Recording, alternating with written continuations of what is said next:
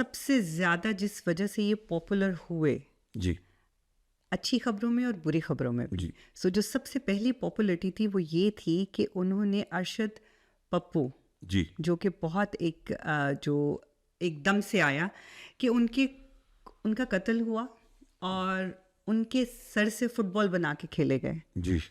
तो क्या ये वाकई एक इंतकाम था या फिर लियारी के लोग जो थे उन पे एक बताने का कि I am the power now?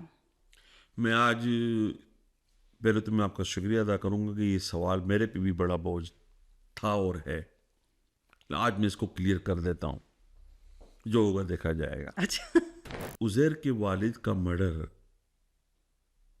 एक तो होती कहानी, जी। किससे उज़ैर ने खुद अपनी आंखों से देखा कि जो मुखालिफ ग्रुप था जिसका नाम अभी आपने लिया अरशद पप्पू साहब का, उन्होंने किडनैप किया, उसका बड़ा ब्रूटली मर्डर किया और उसकी डेड बॉडी को रेलवे पटरियों पे या मच्छर कॉलोनी में फेंका।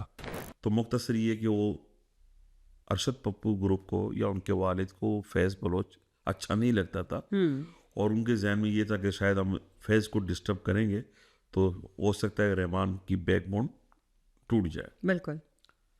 तो हमारे यहाँ कल्चर है, जी। बलोचों में, पश्तून में और सिंध में भी है कि कत्ल का बदला कत्ल। इस्लाम भी कहता है और इसमें बहुत सारी चीज़ें, हिकायत भी हैं, रिवायत भी है।